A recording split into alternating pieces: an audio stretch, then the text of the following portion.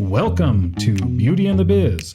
Discover how to grow your practice with effective cosmetic patient attraction, conversion, and retention advice from author, speaker, trainer, and cosmetic practice business and marketing coach, Catherine Maley, MBA.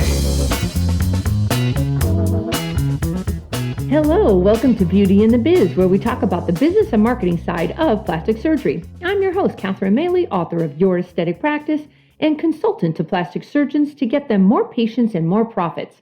And this episode is called, What's Holding You Back from Growing? Surgeons from around the world tell me regularly how much pressure they feel from the relentless competition, the fickle cosmetic patients, staffing issues, and running a practice by winging it. They're tired of the revenue roller coaster. Now, some months, they're too busy to breathe, but then other months, they panic wondering why their schedule isn't full like it was. Same thing with staff.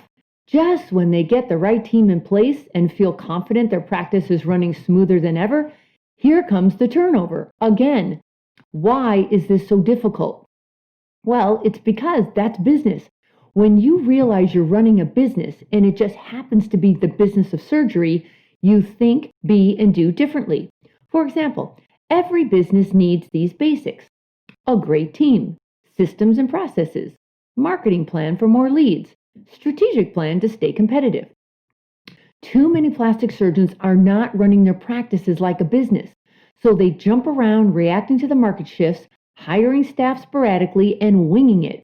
They don't have a strategic plan to scale, and they're not set up to exit when the time comes. It's never been more important to treat your practice like a business if you want to enjoy peace of mind, knowing your practice is a well-oiled machine that runs smoothly with or without you there. So, I'm going to lay out what you need to grow in today's crazy marketplace. And let's start with the good news. You're probably closer to winning than you might think. So consider this. You already did the hard part. You put the blood, sweat, and tears into the tough training, setting up your practice, and building a reputation. You already are dedicating energy, time, and money to improvement. You may not realize it, but that already makes you part of a fraction of 1% of the entire world who even has the discipline to do what you've already done. It might seem like you've tried everything and failed, but in reality, you're most likely at the 85-yard line. And that's everything I know about football. So everybody knows and agrees that having a good coach, just like in football, is critical to success. You already know how valuable it is to know what successful practices do to rise above their competitors, and how a new perspective can shed light on the practice gaps you're not able to see because you've got blocks. And also, having a roadmap to lead you through the maze of practice building saves you countless hours and wasted time and money-making mistakes. So here are 3 steps you need to address in order to grow your practice. Here's step number 1. Get crystal clear about the problem by identifying the issues. Be specific and be very clear exactly what it is you want. Do you want to attract more cosmetic patients? If so, how many and by when? Do you want better conversions? If so, by how much and by when? Do you want better online reviews? Do you want more word-of-mouth referrals? Do you want more professional staff representing you? If so, how many and in what positions to make the biggest impact on your bottom line? Now here's step number 2. Identify what does not work and stop doing it. The idea that one thing is going to work for everyone is just silly. Every single aesthetic practice is different. They think differently. They have different needs. That's why you need a tailor-made plan specifically for you that makes the most sense. Think about this. We make plans, we get motivated, we start taking action, and then we stop. Have you tried every shiny object internet trick and you still don't have the results you want? Well, that probably isn't the answer or the entire answer. Now, have you tried mass advertising campaigns, aggressive advertising salespeople pressured you for, saying this will make you a celebrity? Again, that probably isn't the answer or the entire answer. It doesn't mean the internet and the salespeople are bad. It just means it's not for you. Sure, they can help you a little bit, but that's not enough. Something is missing. They're not going to take you to the 100-yard line, or else you'd already be there. Now, here's number 3. Understand you can't do it alone.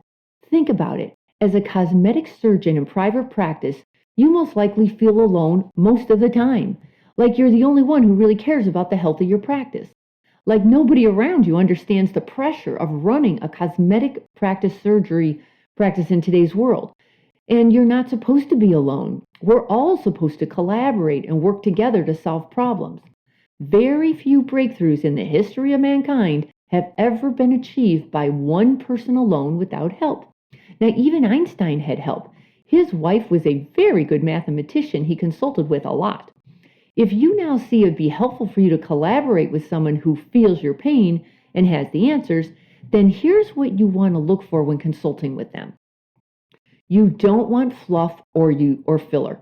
You don't want untested processes and theory strategies, just the actual tested and proven strategies used in real life. Because here's the thing, the tools are simple to learn. Learning them is not the issue. It's applying the materials that can get more tricky. It's when you take the ideas and put them to work in your own practice that you might have some bumps in the road. Now, usually, it's just a few tweaks that get you from missing the mark or the exact results you're wanting. So setting up processes and tools grow your cosmetic aesthetic practice on solid business principles. So you need a system for feeling peace of mind every day consistently. And I'm not talking about feeling better for a few minutes. I'm talking about feeling better all day and every day. Your new system doesn't eliminate negative emotion from your life, but frankly, you wouldn't want that anyway because you want to grow. It simply teaches you how to manage it in a way that doesn't compound it. So if you have already learned the how to build a cosmetic practice concepts and you've read books on the subject, but you're still not seeing the huge benefits, this is specifically for you.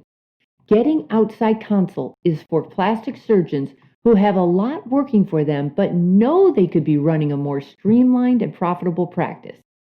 It's also for those who need a map of clarity so they have peace of mind knowing all systems and staff are working for the good of the practice and not just selfishly for themselves. And it's for those who know the gaps in their practice are costing them dearly. So here's what you want to work on to scale and grow your practice with or without outside help. First, you want to become more conscious in your practice. You need to see how much control you have over the experiences you encounter every day. Now, this is really important because if you think your day is just happening to you, then the feeling of powerlessness you experience will prevent you from making the changes and distinctions you're missing. Second, you'll gain peace of mind knowing you now have a plan to follow to get you where you've always envisioned yourself to be: successful, profitable, and confident. So here's what to work on.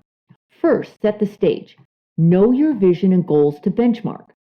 Know your current assets to build from, as well as your image building strategies to pre-frame you as the best choice.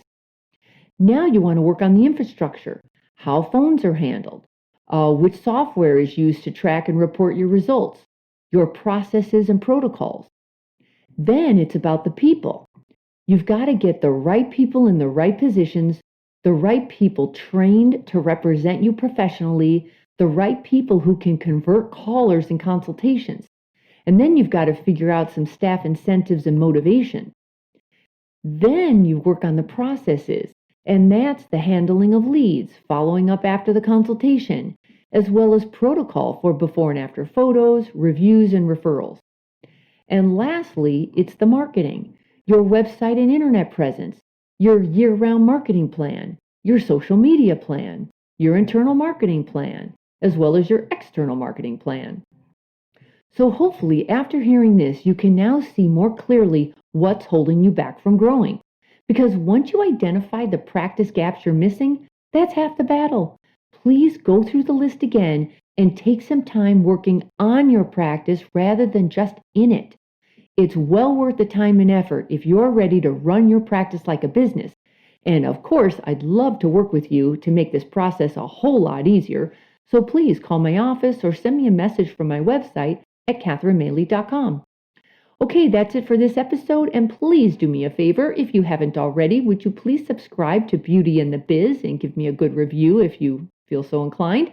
And please, I love to get your feedback and or questions, so you can always leave me a message, again, on my website at catherinemaley.com, or you can DM me on Instagram at Catherine Maley MBA. Thanks so much, and talk again soon.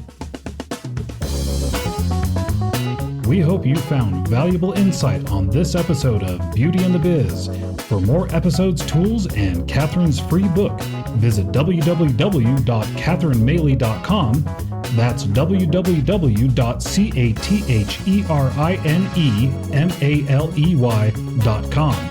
And be sure to subscribe to get the latest practice building strategies delivered to you.